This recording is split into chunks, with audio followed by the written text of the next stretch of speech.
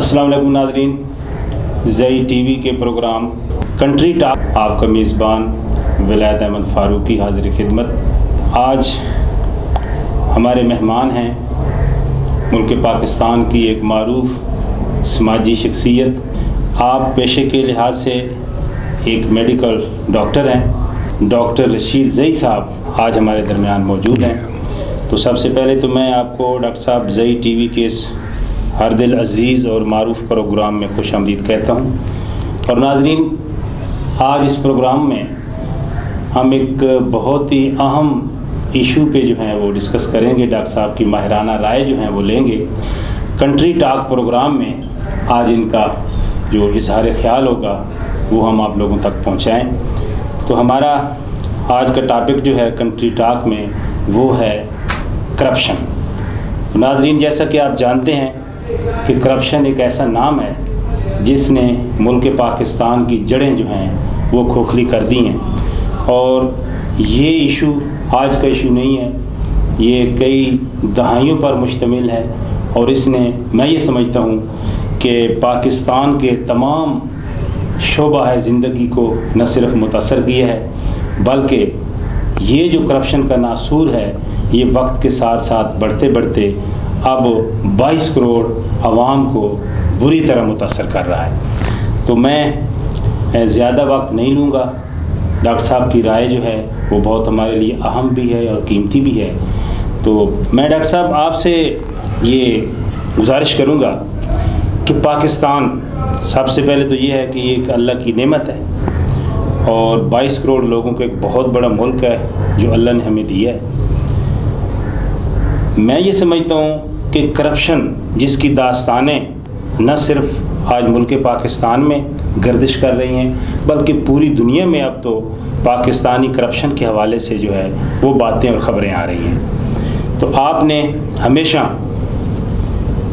ज़ई TV का platform हो या और जो भी मुल्की खिदमात के प्लेटफार्म हैं, आपने पाकिस्तानियत की बात की है, 22 करोड़ आवाम की खुशहाली की बात की है और आप एक तजर्बाकार और सीनियर मेडिकल डॉक्टर भी हैं और समाजी शख्सियत भी हैं। मैं ये आपसे गुजारिश ये करूँगा कि पाकिस्तान, इसमें एक तरफ करप्शन है और दूसरी तरफ हम मुल्की तरक्की की बात करते हैं, अवामी खुशहाली की बात करते हैं।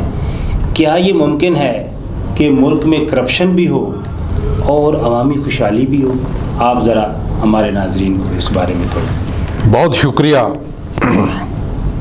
मैं नाज़रीन की खिदमत में सलाम पेश करता हूँ और आपका शुक्रिया अदा करता हूँ। वाकई आपने बहुत ही अहम सवाल, चुभता हुआ सवाल और आज की जो फ़ज़ा बनी हुई है उसके जो मुहर्रकात हैं और जिन मुसीबतों में आज हम घिरे हुए हैं वो उन तमाम का अहाता करने से अगर हम इस नतीजे पे पहुँचें कि इन तमाम बीमारियों की माँ करप्शन है। करप्शन एक बहुत बड़ी लानत है, करप्शन एक बहुत बड़ी गाली है, करप्शन एक बहुत बड़ा ऐसा जुर्म है जो बज़ाहिर नज़र आता भी है और नज़र आता नहीं भी है। लेकिन हमने ओवरऑल ये देखना है कि करप्शन इस मुल्क का मुकद्दर क्यों बना। आखिर इतने 72 साल से मुल्क चल रहा है और गुर्बत अपनी जगह पे, मसाइल अपनी जगह पे, मुआशी तरक्की अपनी जगह पे, लोगों की जो भी खुशहाली होती है या तंगदस्ती होती है, जिस भी शोबे में कोई तरक्की होती है वो अपनी जगह पे। लेकिन सब जगह पे जब आप नज़र दौड़ाते हैं और गहराई से उसका बगौर जायज़ा लेते हैं तो नतीजा ये निकलता है कि तमाम चीज़ों का पहिया क्यों कर रुका। आज भूख, नंग, महंगाई और ये सारे अजाब क्यों खड़े हो गए। इसलिए आपने सही कहा कि ये 22 करोड़ आवाम आज بہت زیادہ پریشان ہیں. متاثر ہیں اس سے. وہ سوچ رہے ہیں کہ آخر کون سا گناہ سرزد ہو گیا ہے کہ یہاں بھوک ننگ کا دور دورہ ہے، لوگوں کے پاس بے روزگاری ہے، وسائل کم ہیں. اور بے شک آپ کو تو پتہ ہے، آپ تو بڑے سینئر صحافی ہیں، خوب جانتے ہیں کہ کبھی اسی ملک کو، اسی پنجاب کو سونے کی چڑیا کہا جاتا تھا، وسائل کی کمی نہیں تھی. اور ٹھیک ہے مسائل اپنی جگہ پہ، لیکن وسائل کی بھی کمی نہیں رہی. اور وہ وسائل جب اکٹھے ہو کر چند ہاتھوں میں گئے ہیں، ان لوگوں نے لوٹ مار مچائی ہے، تو یقیناً اس کے سائیڈ ایفیکٹس تو آئیں گے. اور وہ سائیڈ ایفیکٹ کیا ہوتے ہیں؟ جب سرمایہ کاری نہیں ہو رہی، جب کاروبار میں بددیانتی آ جاتی ہے اور ذخیرہ اندوزی آ جاتی ہے، اور لوگ جو ہے اپنا پیٹ بھرنا جو ہے اس کو ترجیح دیتے ہیں، دوسروں کا خیال نہیں کرتے. اچھی گاڑی ہو، اچھا گھر ہو، اچھا کاروبار ہو اور چمکتے دمکتے حالات ہوں تو ان کو کوئی پوچھے نہ. اور یہ جو اس طرح جو بے لگام گھوڑا ہوتا ہے تو وہ یقیناً پھر کسی سمت میں نہیں بھاگتا.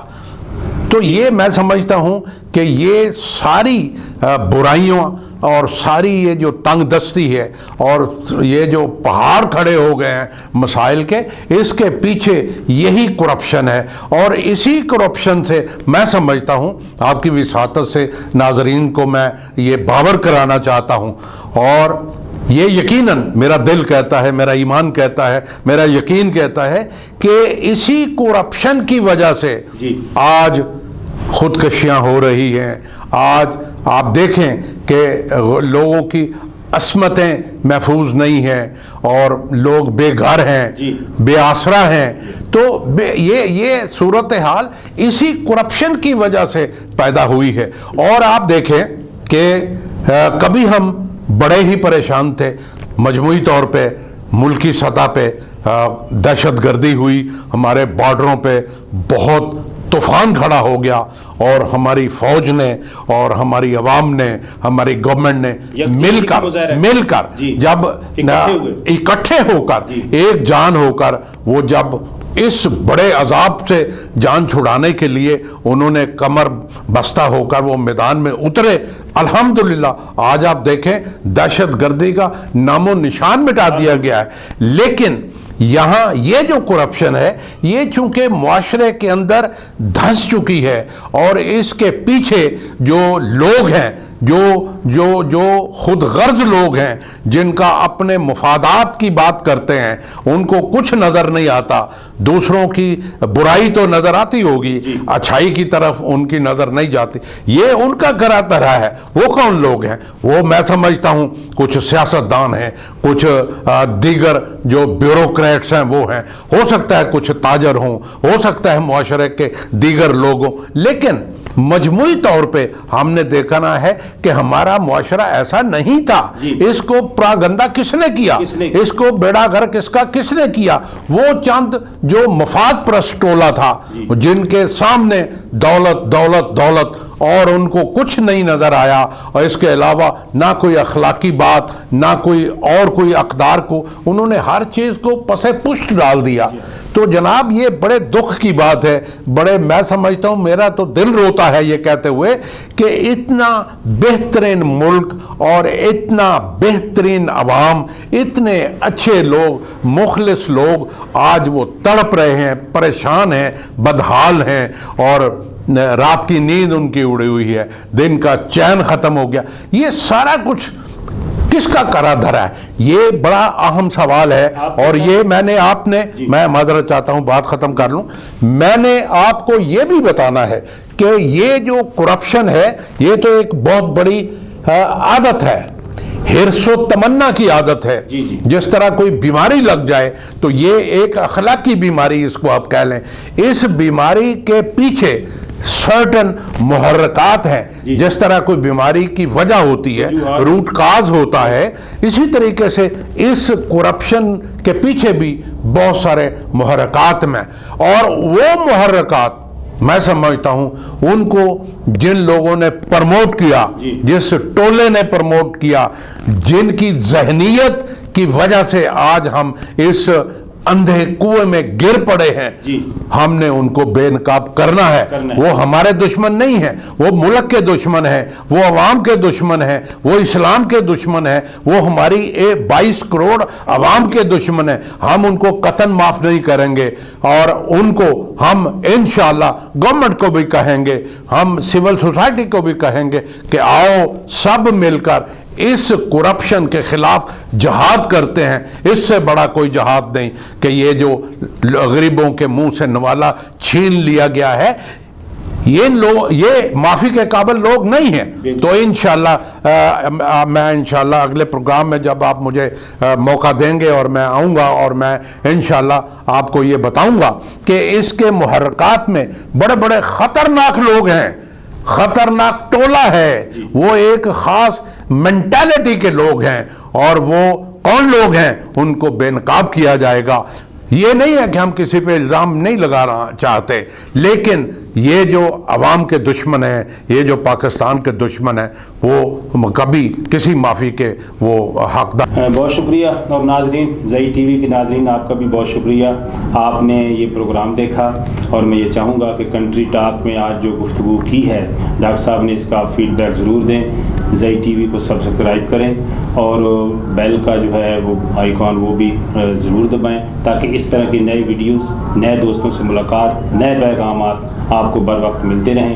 تو آپ کا بہت شکریہ، اور ڈاکٹر صاحب آپ کا بہت شکریہ، آپ کو زئی ٹی وی میں تشریف لائے، اور ہم امید کریں گے کہ آپ آئندہ۔ میں آخری جملہ یہ کہوں گا کہ مجھے تو آپ کے اندر جو پاکستانیت نظر آئی ہے، انشاءاللہ میرا یہ دل کہہ رہا ہے، اور یہ مجھے لگ یوں رہا ہے کہ آپ جیسے لوگ جو ہیں، یہ آپ 22 کروڑ کی آواز بات کر رہے ہیں، اور انشاءاللہ ہم اس بیماری سے جلد نجات حاصل کر لیں۔ Thank you very much.